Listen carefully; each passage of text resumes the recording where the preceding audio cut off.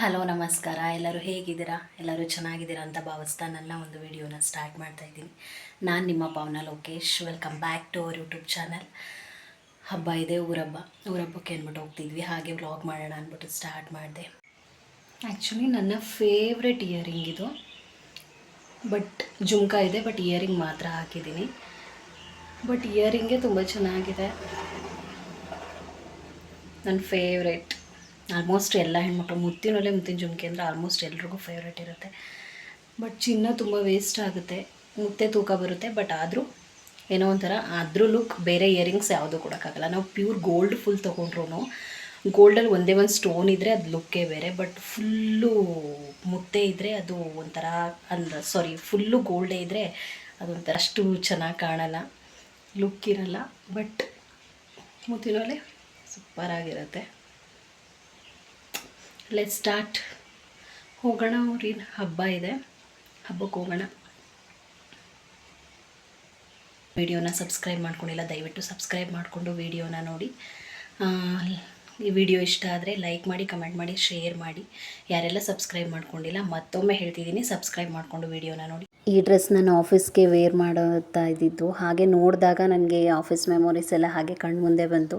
ಅದಕ್ಕೊಂದು simple ಆಗಿರೋದೊಂದು bag ತೊಗೊಂಡು ಹಾಗೆ ಹೊರಡೋಣ ಅಂದ್ಬಿಟ್ಟು ಸಿಂಪಲ್ಲಾಗಿ ರೆಡಿಯಾಗಿದ್ದು ಹೊರಡ್ತಾ ಇದ್ವಿ. ಮಕ್ಕಳು ಕರ್ಕೊಂಡು ಅವ್ರನ್ನ ರೆಡಿ ಮಾಡಿ ನಾನು ರೆಡಿಯಾಗಿ ಹೋಗೋದಕ್ಕೆ 1 ಅವರ್ ಮೇಲಾಗುತ್ತೆ.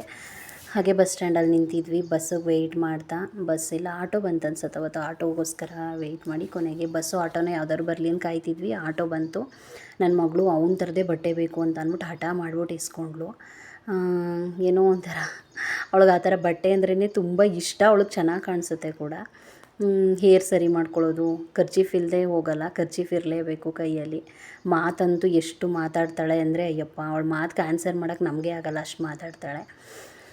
ಬಟ್ ಏನೋ ಒಂದು ಖುಷಿ ಆಗೋ ವಿಷಯ ಏನು ಅಂತಂದರೆ, ನನ್ನ ಮಕ್ಕಳು ಯಾವತ್ತು ಅಂಗಡಿ ಹತ್ರ ನಿಂತ್ಕೊಂಡ್ರು ನನ್ನ ಅದು ತೊಗೊಳಮ್ಮ ಇದು ತೊಗೊಳಮ್ಮ ಅಂತ ಕೇಳಲ್ಲ. ಸಿಟಿಗೆ ಹೋದರೂ ಅಷ್ಟೇ, ಬೇಕ್ರಿ ಹತ್ರ ಆಗಲಿ ಎಲ್ಲೇ ಹೋದರೂ ಅಷ್ಟೇ, ಅಮ್ಮ ನಂಗೆ ಚಾಕ್ಲೇಟ್ಸ್ ತೊಗೊಡು, ರಸ್ ತೊಗೊಡು, ಬಿಸ್ಕೆಟ್ ತೊಗೊಡು, ಏನನ್ನೂ ಕೇಳಲ್ಲ ಅವರು. ನಾನು ತೊಗೊಟ್ರೆ ಮಾತ್ರ ತೆಗೆಸ್ಕೊಳ್ತಾರೋ ಹೊರತು ಇದುವರೆಗೂ ಒಂದು ಕೇಳಿಲ್ಲ. ಇನ್ನು ಮುಂದೆ ಏನೋ ನನಗೆ ಗೊತ್ತಿಲ್ಲ. ಬಟ್ ಇದುವರೆಗೂ ಅವರಾಗೆ ಬಾಯ್ಬಿಟ್ಟು ಅಂಗಡಿ ಹತ್ರ ನಂಗೆ ತಿಂಡಿ ತೊಗೊಡು ಅಂತ ಮಾತ್ರ ಕೇಳಲ್ಲ. ಆಟೋದಿಂದ ಕೇರ್ಪೇಟೆಗೆ ಬಂದು ಅಲ್ಲಿಂದ ಇನ್ನೊಂದು ಆಟೋ ಹತ್ತಿದ್ವಿ. ಕೇರ್ಪೇಟೆ ಹತ್ರ ಹೊನೇನಹಳ್ಳಿ ಅಂತ ಅಂದ್ಬಿಟ್ಟು ಅಲ್ಲಿ ಆಟೋ ಇಳಿದು ಅಲ್ಲಿಂದ ಒಂದು 10 ಮಿನಿಟ್ಸ್ ಅಷ್ಟೇ ಅವ್ರ ಮನೆಗೆ. ಅಲ್ಲಿಗೆ ಅಂತ ಅಂದ್ಬಿಟ್ಟು ಬರ್ತಿದ್ವಿ ನಡ್ಕೊಂಡು. ಹಾಗೆ ನಮ್ಮೂರವ್ರು ಇನ್ನೊಬ್ರು ಅಜ್ಜಿ ಸಿಕ್ಕಿದ್ರು, ಅವರು ಮಾತಾಡಿಕೊಂಡು ಜೊತೆಲೇ ಹೋಗೋಣ ಅಂತ ಅಂದ್ಬಿಟ್ಟು ನಡ್ಕೊಂಡು ಹೋಗ್ತಿದ್ವಿ. ಒಂದು 10 ಮಿನಿಟ್ಸ್ ಆಗುತ್ತೆ ಅಷ್ಟೇ.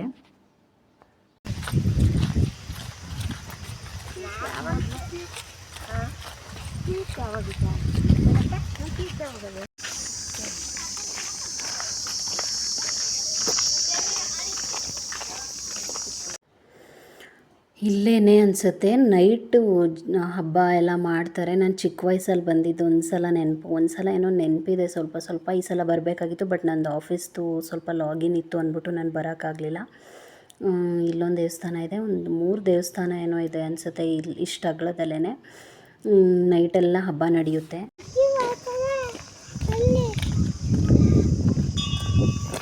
ಅವ್ರ ಮನೆಯೊಳಗಡೆ ಸ್ವಲ್ಪ ಪ್ಯಾಸೇಜ್ ಥರ ಇದೆ. ಅಲ್ಲಿ ಮೇಲೆ ನೋಡಿದ್ರೆ ಮರ ಇದೆ, ಗಾಳಿ ಎಲ್ಲ ಚೆನ್ನಾಗಿ ಬರುತ್ತೆ. ಅಲ್ಲಿ ನವಿಲು ಎಷ್ಟು ಹೈಟ್ ಇತ್ತು ಅಂತ ಅಂದರೆ ತುಂಬ ಹೈಟ್ ಇತ್ತು. ಮರನೂ ದೊಡ್ಡ ಮರನೇ. ನವಿಲು ಅಷ್ಟು ಹೈಟ್ಗೆ ಆರುತ್ತೆ ಅನ್ನೋದು ನಂಗೆ ನೋಡಿಲ್ಲ. ಒಟ್ಟಿನಲ್ಲಿ ಅಷ್ಟು ಹೈಟ್ಗೆ ಆರುತ್ತೆ ಅನ್ನೋದು ನಂಗೆ ಗೊತ್ತಿರಲಿಲ್ಲ. ಬಟ್ ಅಷ್ಟು ಹೈಟಲ್ಲಿ ಇತ್ತು. ಅದೊಂದು ಕ್ಲಿಪ್ಪಿಂಗ್ ತೊಗೊಂಡೆ ನಾನು. ಎಷ್ಟು ಚೆನ್ನಾಗಿ ಕೆಳಗಡೆ ಇದ್ದರೆ ಆಲ್ಮೋಸ್ಟ್ ಮನುಷ್ಯರು ನೋಡಿದ್ರೆ ಓಡೋಗಿರೋದೇನೋ. ಮರದ ಮೇಲೆ ಇರೋದಕ್ಕೆ ಸೇಫ್ಟಿ ನಾನು ಅನ್ನೋ ಒಂದು ನಂಬಿಕೆಯಲ್ಲಿದೆ. ಬಟ್ ಮರ ತುಂಬ ಹೈಟ್ ಇತ್ತು, ಆದರೂ ಹೇಗಿದೆ ನೋಡಿ, ಒಂದೇ ಒಂದಿತ್ತು.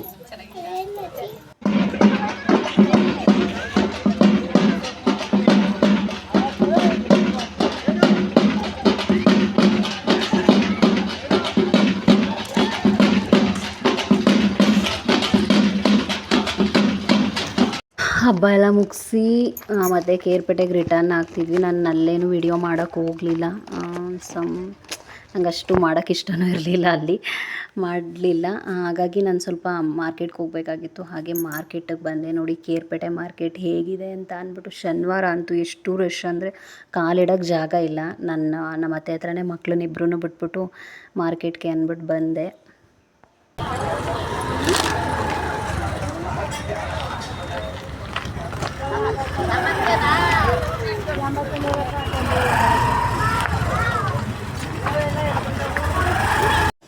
ಬ್ಯಾಂಗ್ಳೂರಲ್ಲಿದ್ದಾಗಲೂ ಹೀಗೇ ಮಾರ್ಕೆಟ್ಗೆ ಹೋಗ್ತಿದ್ವಿ. ಅಂದರೆ ಅಲ್ಲಿ ಆಫೀಸ್ ಫ್ರೆಂಡ್ಸ್ ಇರೋರಲ್ಲ, ಮಾತಾಡಿಕೊಂಡು ಮಾರ್ಕೆಟ್ಗೆ ಹೋಗ್ತಿದ್ವಿ. ಏನೋ ಮಾರ್ಕೆಟ್ಗೆ ಹೋಗೋದು ಅಂದ್ರೇ ಚೆಂದ, ಯಾಕೆಂದರೆ ಆಫೀಸ್ ಮುಗಿಸ್ಕೊಂಡು ಫ್ರೆಂಡ್ಸ್, ನಾನು ಮತ್ತು ನನ್ನ ಆಫೀಸ್ ಕೊಲೀಗ್ ಜೊತೆಲೇ ಹೋಗ್ಬಿಟ್ಟು ಎಲ್ಲನೂ ತೊಗೊಬರ್ತಿದ್ವಿ, ಬಾರ್ಗಿಂಗ್ ಮಾಡಿಕೊಂಡು ಚೆನ್ನಾಗಿರೋದು. ಅದೆಲ್ಲ ನೆನಪಾಗುತ್ತೆ. ಈ ಮಾರ್ಕೆಟ್ಗೆ ಹೋಗೋದು, ಅಲ್ಲಿ ತರಕಾರಿಗಳು ತೊಗೊಳ್ಳೋದು, ಅಂಗಡಿ ಸಾಮಾನು ತೊಗೊಳ್ಳೋದಾಗಲಿ, ಮತ್ತೊಂದಾಗಲಿ, ಒಂದು ಬ್ಯಾಂಕ್ ಹೋಗೋದಾಗಲಿ, ಇದೆಲ್ಲ ನನಗೆ ಚಿಕ್ಕ ವಯಸ್ಸಿಂದನೇ ಒಂಥರ ನನ್ನ ಜೊತೆನೇ ಬೆಳ್ಕೊಬಂದ್ಬಿಟ್ಟಿದೆ ಅನಿಸುತ್ತೆ. ಯಾಕೆಂದರೆ ಅಮ್ಮ ಮನೇಲೂ ಅಷ್ಟೇ, ನಾನು 10 ಇಯರ್ಸ್ಗೆಲ್ಲ ಮಾರ್ಕೆಟ್ಗೆ ಹೋಗುವೆ, ಎಲ್ಲನೂ ತೊಗೊಬರುವೆ, ಮನೆಗೆ ಏನೇನು ಬೇಕು ಅದೆಲ್ಲ.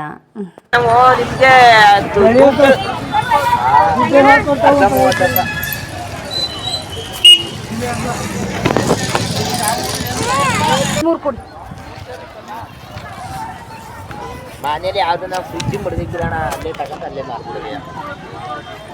ಬೇರೆ ಕವರ್ಗೆ ಹಾಕೊಡಲ್ವಾ?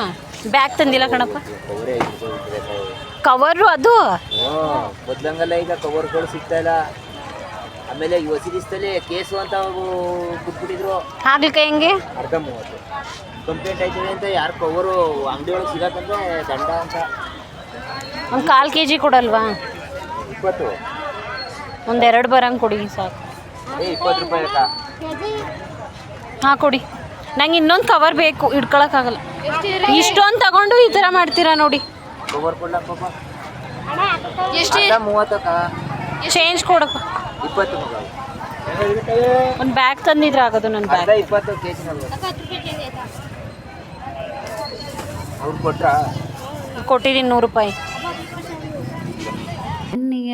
12 ಇಯರ್ ಇದ್ದಾಗಲೇ ನಾನು ಮಾರ್ಕೆಟ್ಗೆ ಹೋಗುವೆ ತರಕಾರಿ ತರೋಕ್ಕೆ. ನಮ್ಮಮ್ಮ ಬೆಣ್ಣೆಗೆ ಎಲ್ಲ ಮಾರಕ್ಕೆ ಹೋಗೋರು, ಕೊಟ್ಬಿಟ್ಟು ಬೇಗ ಬಂದುಬಿಡೋರು. ಬಂದಮೇಲೆ 100 ರೂಪಾಯಿ ಕೊಡೋರು. 100 ರೂಪಾಯಿ ಕೊಟ್ಬಿಟ್ಟು ಏನೇನು ಬರ್ತದೆ ತರಕಾರಿ ಲಿಸ್ಟ್ ಕೊಡೋರು. ಈರುಳ್ಳಿ ಬೇಕು, ಬೆಳ್ಳುಳ್ಳಿ ಬೇಕು, ಅದು ಇದು ಅಂತ. ಬಟ್ ಇವಾಗಿನ ರೇಟ್ಗೂ ಅವಾಗಿನ ರೇಟ್ಗೂ ಡಿಫ್ರೆಂಟ್ ಇದೆ. ಅವಾಗ ಸ್ವಲ್ಪ ಕಡಿಮೆಗೆ ಸಿಗೋದು. 5 ರೂಪಾಯಿ, 2 ರೂಪಾಯಿ, 5 ರೂಪಾಯಿ ಗುಡ್ಡೆಗೆಲ್ಲ ಸಿಗೋದು ಅನಿಸುತ್ತೆ, ಗುಡ್ಡೆ ಥರ.